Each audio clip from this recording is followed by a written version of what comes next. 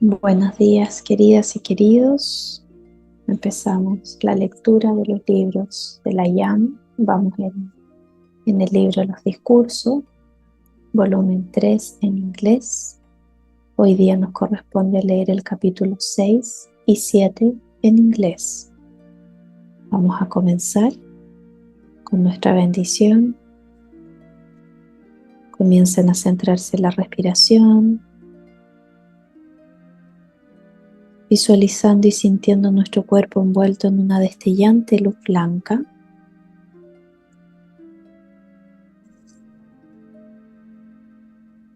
Reconociendo y sintiendo intensamente la conexión entre nuestra forma exterior y nuestra poderosa presencia I Am, centrando nuestra atención en nuestro corazón, visualizándolo como un gran sol oro.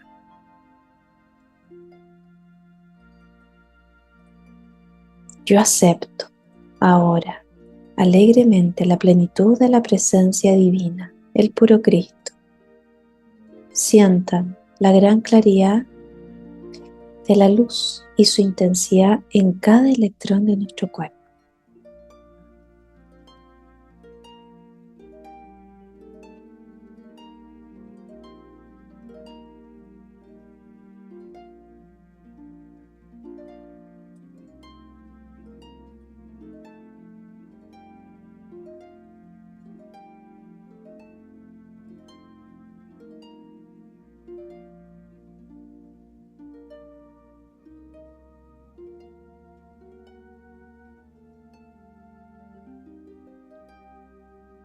I am, yo soy una hija de la luz, yo amo a la luz, yo sirvo a la luz, yo vivo la luz. I am, yo soy protegida, clarificada, colmada y sostenida por la luz, y yo bendigo a la luz.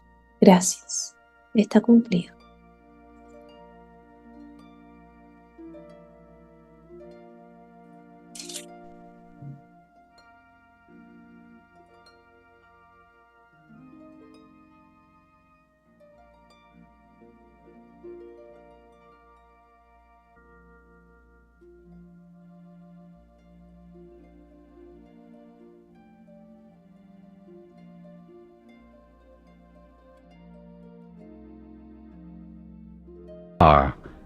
Every step you gain is a permanent accomplishment, and there can be no retrogression.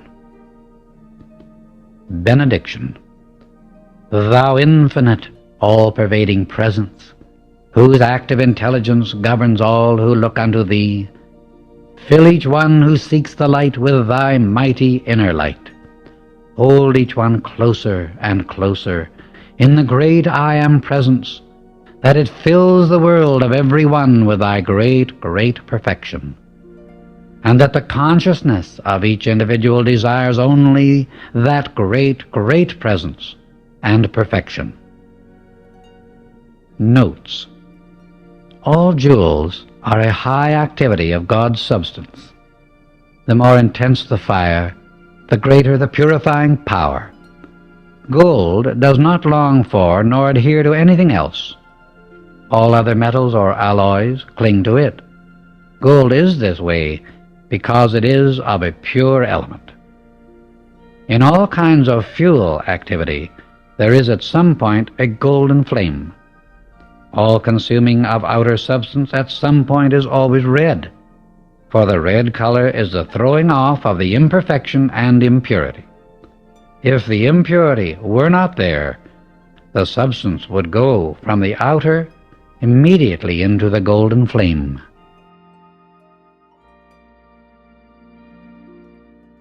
Discourse number 8. October 27, 1932. Saint Germain. Invocation. Thou mighty all-pervading presence, thou all-pervading I Am, we give praise and thanks for the happiness pervading those under this radiation. We give praise and thanks that the simple key to perfect happiness may be given to bless and to anchor these children of God into their own firm dominion. We give praise for the harmony maintained within each student, and that they feel the necessity to continue it. we give praise that I am everywhere present, controlling every outer activity and bringing it into perfection. I bring greetings to you always. The Discourse. That which everyone seeks is happiness, sometimes called bliss, and yet many who have sought so earnestly have unknowingly continued to pass by the key to this happiness. The simple key to perfect happiness and its inherent sustaining power is self-control and self-correction. This is so easy to accomplish when one has learned he is the I Am Presence and intelligence, controlling and commanding all things. Surrounding each individual is a thought world created by him or her. Within this thought world is the seed, the divine presence, the I Am, which is the only acting presence there is in the universe and which directs all energy. This energy can be intensified beyond any limit through the conscious activity of the individual. The divine presence within is likened unto the pit or seed of a peach, the thought world around it unto the pulp of the peach. The pulp represents not only the thought world created by the individual, but also the universal electronic substance, ever present, waiting to be acted upon by the conscious determination of the individual, to be precipitated into his visible use as the form of whatsoever he may desire. The sure pathway to the understanding and use of this conscious power comes through self-control. What do I mean by self-control? First, the recognition of the I Am intelligence as the only acting presence. Second, that knowing this, we know there is no limit to the power of its use. Third, that individuals, having been given free will and choice, do create in the world about them whatsoever their thought through their attention is held firmly upon. The time has arrived when all must understand that thought and feeling are the only and mightiest creative power in life or in the universe.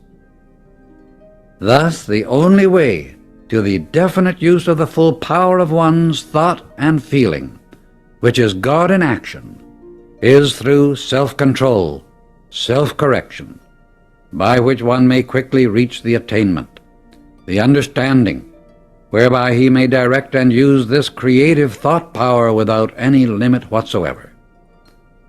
When sufficient self-control is attained, it enables individuals to hold the thought steady upon a given desire, likened unto the flame of an acetylene torch, held immovable. Thus thought and feeling held upon a given desire unwaveringly, with the consciousness that it is the I Am presence and intelligence thinking, that it is God in action, then will they understand that they may bring into visibility, precipitate into visibility, whatsoever they desire. It has been proved in 1,000 ways that the effect of a thing cannot bring happiness. Only by the understanding of the cause operating may the individual become master of his world. Each individual, knowing that he is the creator of his own world and what he wishes to have manifest in it, will understand that he has at no time any right to create anything discordant in another's world. Thus is each individual left free to meet the effect of his own creative cause.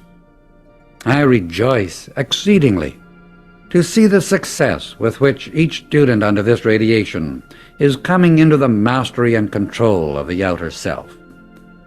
Here I must say to them, beloved students, could you but understand and see the magnificent splendor of achievement before you, through asserting self-control over the outer activity, you would bend every effort, every moment, to attaining control and mastery over all outer expression.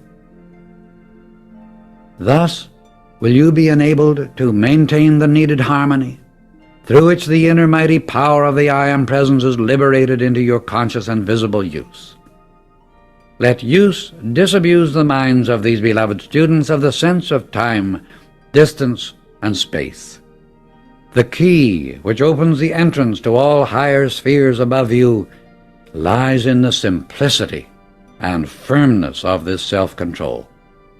All students should dwell earnestly upon the great truth that where your consciousness is, there you are, for I am everywhere.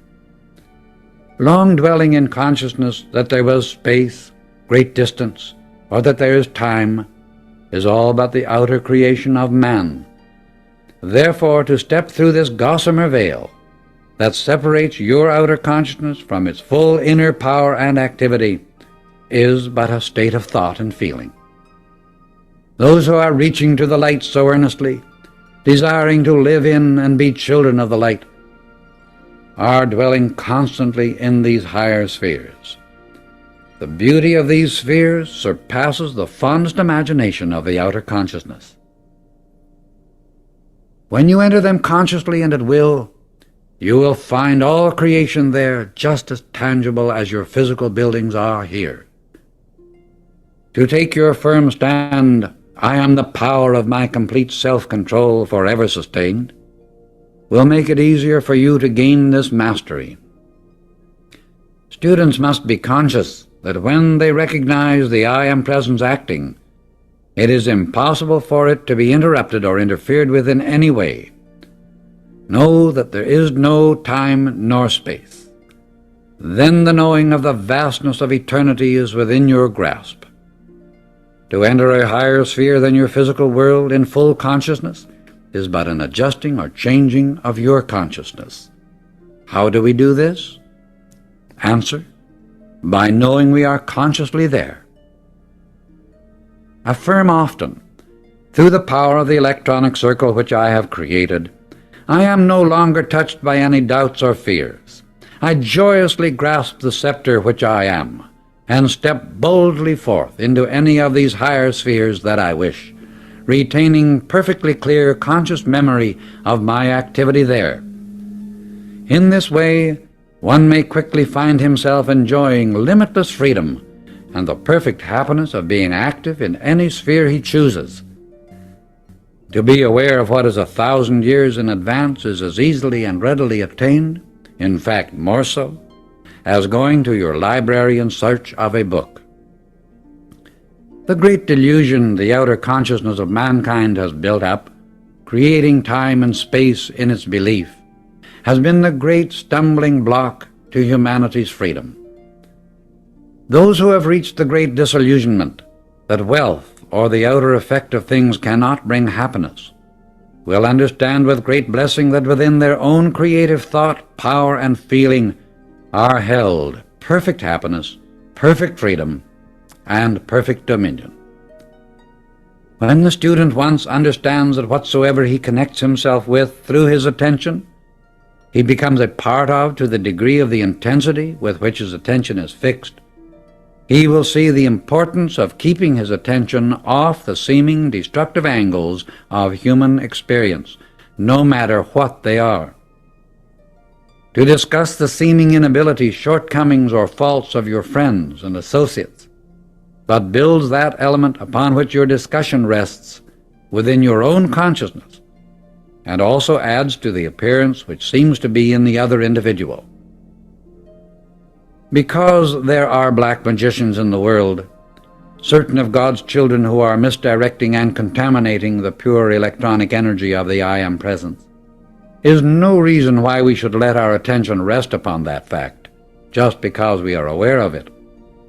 Our business is to hold the attention free, to rest within our own self-control, compelling it by the conscious action to rest on whatsoever we choose.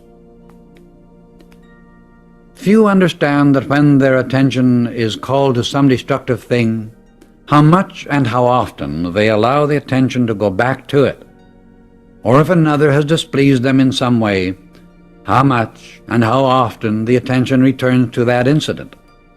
When they have the full power to control their attention and make it obey their command.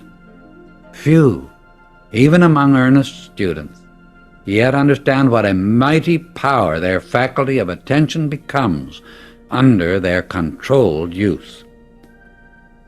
I wish so much to impress upon the students how foolish it is to be affected, displeased, or disturbed by the imaginary activities of the ignorance of the outer self. When they once know I am the only all-powerful acting presence in my mind, my body, and my world, they cannot possibly be affected or disturbed by any of their associations in the outer world. They must know, then, that they are entirely immune from hurt or disturbance of the outer mind of other individuals, no matter what they try to do.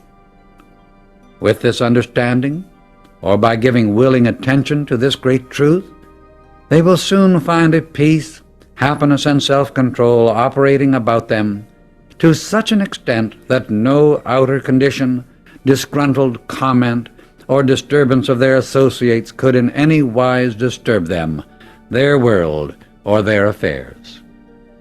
As soon as the individual becomes aware that he really has control of his own creative thought, power, and feeling, then he knows positively that he can precipitate into his visible use, or bring into his use from the outer, where it is already created, anything whatsoever upon which he holds his creative thought and feeling firmly.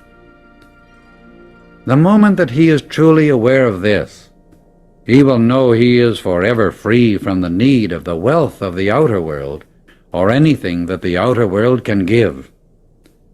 Thus has he entered into the mastery and dominion of his own world, the only world that is ever existent to him, and which is his God-given birthright. I assure you there is no such thing as a supernatural world. As we step from this sphere of activity into another higher, that one becomes just as real as this is. It is simply a different state of consciousness we have entered into. To the joy, glorification, and blessing of the mothers, sisters, wives, and daughters, I will say that within 100 years, there will be hundreds who will be able to use the cosmic rays to cleanse their homes and keep them so, to weave their seamless garments, when they will have no desire to follow the freakish styles created by some commercialized idea. I find so many of the students wondering how it is that ascended beings or masters, with all their creative power, often choose to live in humble quarters. I assure you the explanation is very easy. The far greater part of their life and activity is spent in the higher spheres, in which they are directing mighty rays of light to the blessing of humanity, from homes and temples of light and wisdom so beautiful, so transcendent, as almost to stagger the imagination of the outer consciousness.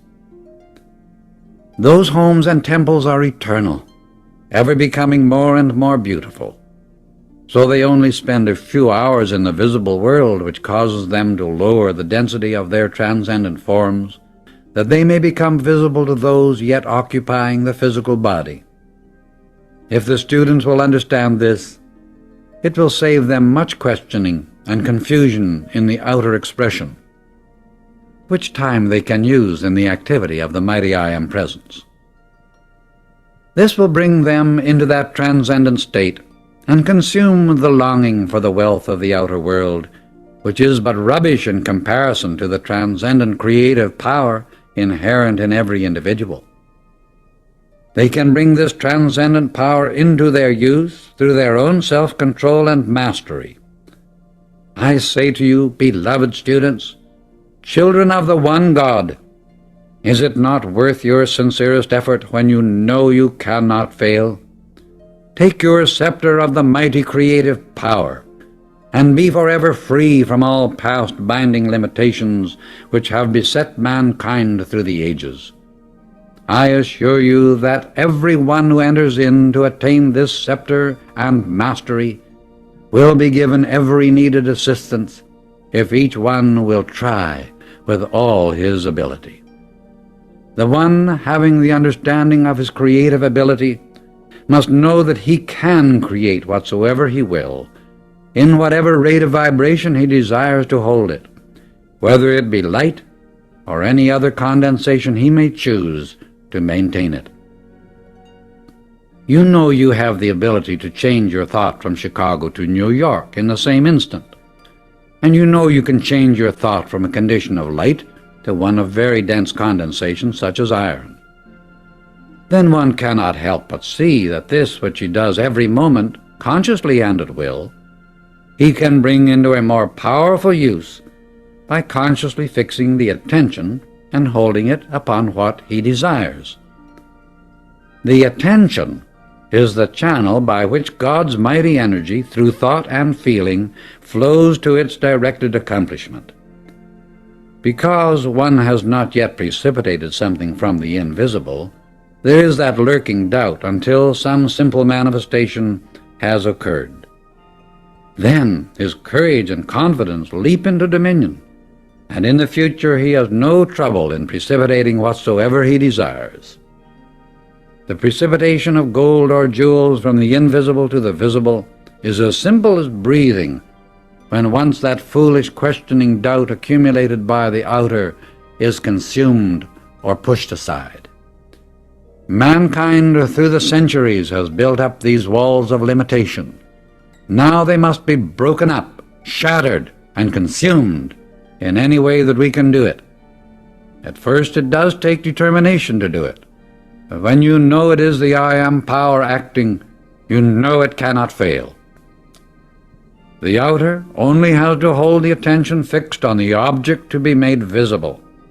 Dwell on this, and all of a sudden you will find yourself into the activity, and you will be amazed that you dwelt so long without using it. The length of the ray from a precipitated substance or condensation of light is controlled by the consciousness of the wearer. If the wearer's consciousness is raised very high, the scintillation is very great. The jewel of light is yet in its transcendent state of perfection. The jewel in a condensed substance such as a diamond, emerald, or ruby naturally will take on the condition of its wearer. If the rate of thought vibration in the person wearing it be low, the jewel will become lusterless, while if the thought be transcendent, it will become very luminous. When one has become a sincere student reaching to the light, he must qualify everything in his environment with the quality of the I Am presence, no matter what the appearance seems to be. You see, there cannot be a quality or an appearance in your world except what you give to it. If fear causes you to believe in a disturbing presence, you are responsible for it. Because if there were to be a disturbing presence and you qualified it by the I Am presence, you see how impossible it would be for it to disturb you. There is only one energy acting, and the moment you acknowledge the I Am presence, you have re-qualified that activity with perfection. Expectation is a very powerful qualifying consciousness to maintain. Intense expectation is a splendid thing. It manifests always. The individual, through the centuries, has created a veil through which he has shut out these transcendent spheres. If he has created it, which he has, then common sense and reason will tell one that he can uncreate it. A powerful radiation has gone forth to yourselves and students, with a powerful conviction that will be sustained until they have this work which is given today. To convey the simplicity, the ease, the certainty with which the idea, through creative thought and feeling, can be brought into visibility, is the thing the students should dwell upon. This will dissolve the feeling of can I, and in its place put the I can and I know. If the students will keep themselves harmonious, from time to time they will have flashes that will give them all needed confidence. Add to all commands on going out of the body that you retain the conscious memory of whatever you experience. Stick right to a thing from the start, and know that whatever knowledge you need will be forthcoming instantly. When you allow the attention to become fixed upon a thing, you that moment give it power to act in your world. Benediction. Thou great happiness, the mighty presence and power which I am, I qualify thee to go forth in the hearts of mankind, anchoring there and filling their minds, bodies, and homes, filling them with thy great happiness. Open the door of their consciousness, so that the mighty power which I am can come forth in full perfection. O mighty presence, hold the children of light, the individualities of God, hold them close in thy embrace, letting thy quality flow forth in their command, filling them with thy great peace. O mighty presence of justice, enter in and reign in all official places. Let the destructive intent of mankind be revealed, that it may be cast out and be consumed. Let the fullness and power of thy radiant light enfold all, and thy glorious transcendent light fill all places.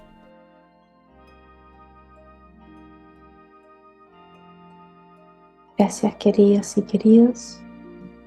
Este fue el capítulo 8 en inglés.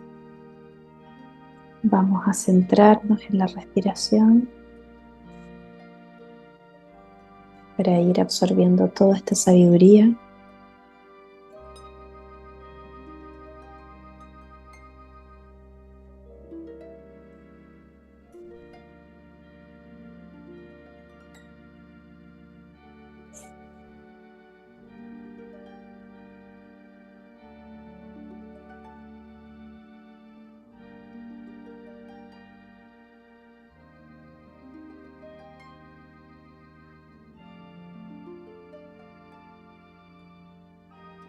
Visualizando y sintiendo nuestro cuerpo envuelto en una destellante luz blanca.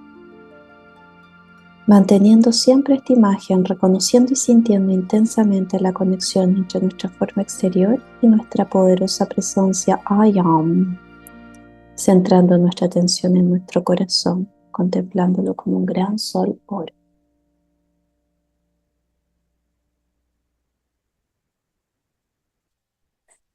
Yo acepto ahora alegremente la plenitud de la presencia divina, el puro Cristo.